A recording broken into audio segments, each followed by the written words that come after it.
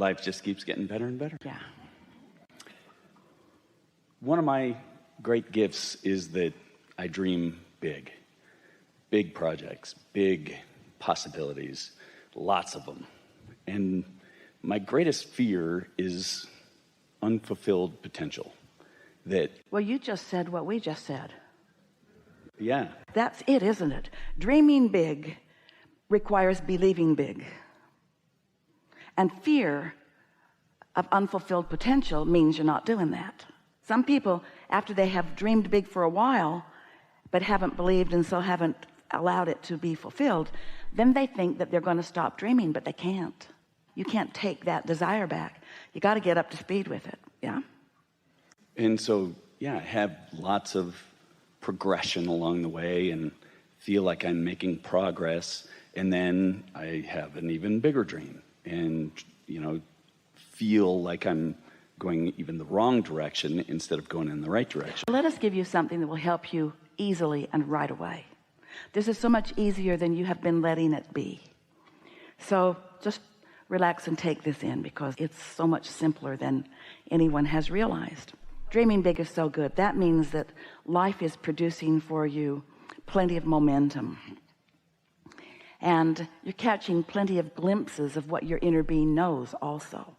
Because a lot of those dreams, this is important for you to understand, a lot of those dreams, as they get big and they feel so intoxicating to you, you're dreaming them because you're in the receiving mode. You're receiving plenty of those dreams. You're not just conjuring them up in the moment. There's momentum. Your inner being's got hold of them. Your inner being is feeding to you the next logical and the next logical. And you must be somewhere in the vibrational vicinity of the receiving mode for those dreams to feel so big and to feel so intoxicating to you. So that's a really good thing, isn't it? Yeah. But here's the thing. The subject of creation is really about the subject of the law of attraction. And the subject of the law of attraction is really the subject of momentum. So here's how momentum works. You catch hold of a little dream, maybe not something that takes your breath away, but it felt good while you thought it. And then, if you are like so many objective humans, you counter it with logic. So the momentum is not allowed by you to pick up any more momentum. That dream doesn't get going. And if you're a really objective human, you dream, you kill it, you dream, you kill it, you dream, you kill it, you dream, you kill it.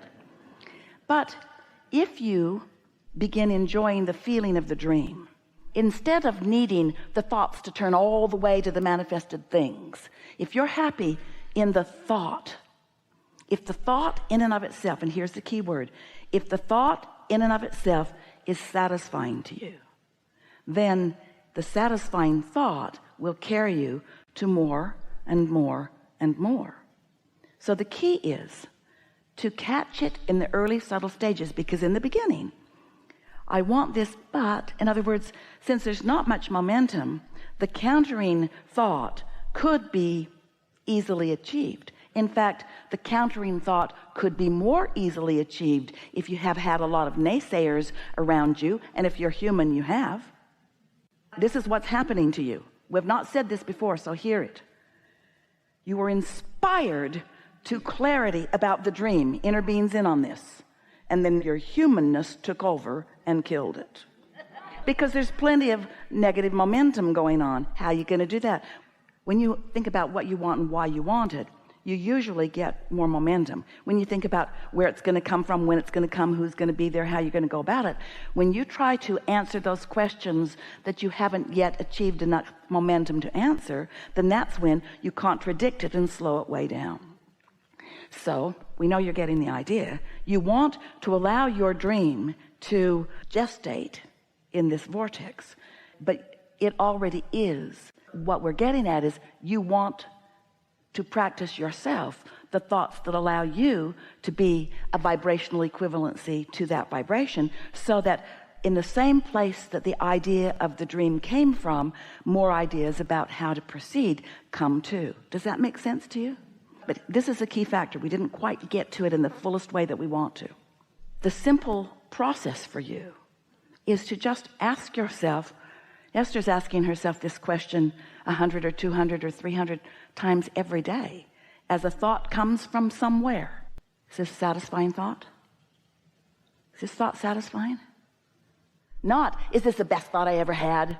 Not, is this thought taking my breath away? She's not asking for big time momentum, because when there's big time momentum, she doesn't have to ask that question.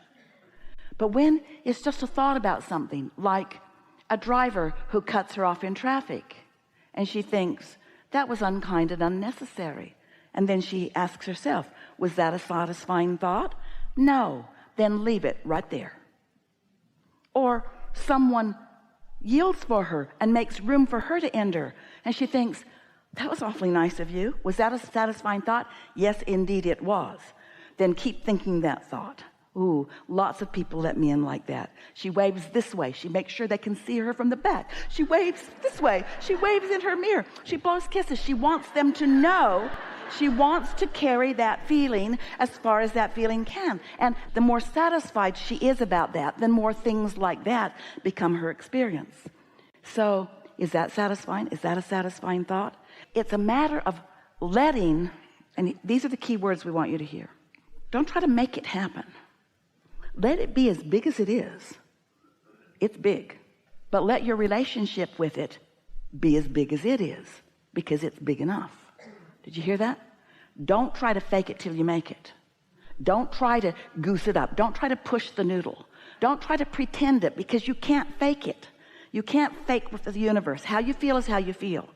But you can, if you discover a feeling that isn't satisfying, you can refocus if you do it early enough, before momentum gets hold of it. Because if momentum gets hold of it, then you're just going to have to sort of go with it until another opportunity to choose shows itself to you. Does that make sense? Mm-hmm. So let's talk about some details if you want to. I have an analogy, and maybe this will go with it, that when I have a dream in a vision or whatever, and I leave it up in the cloud, basically, I can move it around, I can play with it, I can flip it around, and it's effortless and because easy. There's no reality that's contradicting it. Yeah. And there's as soon as you try to bring it down, don't say that, because it's not true. Well, into existence. That's because you're trying to fake it till you make it. That's because you're trying to make it happen rather than allow it to be. Your work isn't to produce it, to create it, to manhandle it into place. Your work is to dream it into place and let the momentum of it inspire you to the action.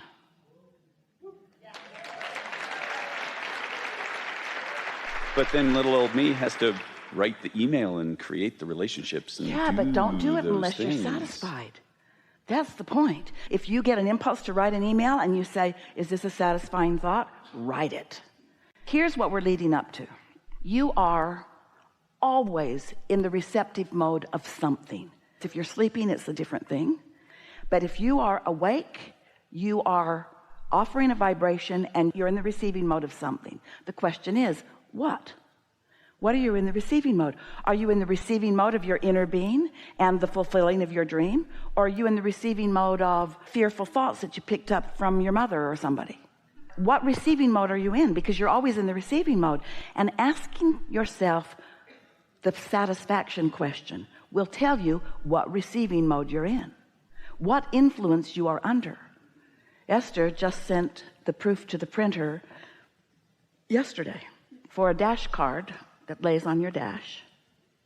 She thought about a bumper sticker, but she didn't think it was good for you to run around with this bumper sticker. It says, under the influence.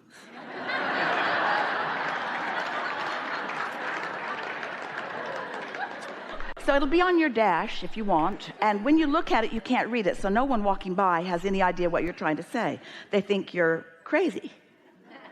But when you're in the car and looking forward, it reflects upon the lower part of your windshield, and it says under the influence. And it could cause you to ask the question, what influence am I under? Am I under the influence of my vortex, my inner being, or am I under the influence of my doubts and fears? Because as you just explained to us, it could go either way. When you're dreaming, it's easy to dream. In fact, we've been saying for a long time that 99.99.99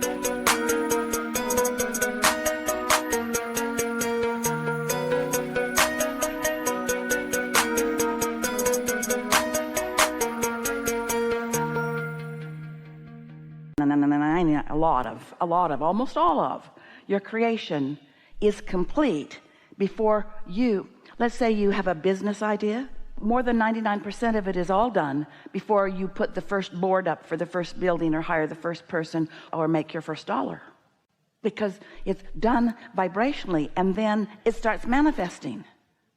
But most people don't really get that going, because they get it and get it and stop it and get it and stop it and get it and stop it, and then they say, oh, I better just manhandle this into beingness, and then they're not empowered, they're not enlivened. The leverage of alignment is so huge, and the paltry puniness of action is so misunderstood by humans. So when you allow yourself to dream the dream until the dream inspires you to the action, then all of the action is blissful. And any action that isn't blissful, we wouldn't offer. We would either find a way to not act, or we would find a way to act in bliss.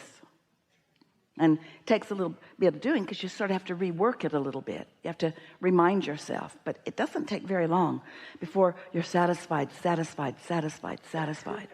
You want to talk more about it? Because we've been talking conceptually, but we can help you if you want to chew through it a little bit. Because wouldn't it be nice if you all were just starting right now, and so you didn't have any beliefs that were in the way? Well, that's not the case. You got beliefs that are in the way. So just going to have to figure out how to navigate with those beliefs. Your inner being knows what your beliefs are that are in your way, and your inner being will help you navigate around them. Your inner being will lead you. When we talk about the path of least resistance, you know what we're really talking about? Hear this. Drum roll, please. This is so good. What that path of least resistance is the path in your mind that has the least resistance. That's what the path of least resistance is. How can you most believe in this path? And so sometimes your inner being will lead you to something that you believe, and something you believe, and something you believe, and it's not long before you believe so much in source energy. You believe so much in your vortex. You believe so much in the laws of the universe. You believe so much in the law of attraction. You believe so much, and here's the key piece. You believe so much in your ability to discern satisfaction from dissatisfaction that you just start catching it earlier and earlier and earlier, and you just feeling gooder and gooder and better, more and more and more and more and more, until you're having so much fun on your way to the fulfillment of these dreams. It's the journey of these dreams that's the reason that you're dreaming them, not the full manifestation of them. You know how we know? Because each one that manifests produces another one that is yet to be manifested. You never get to the end of it. And is it okay to keep dreaming, knowing that we're not going to be able to get to everything in this lifetime? Do they carry over into the next one? Or, that would be great. There's got to be a great legacy here that goes on forever, right?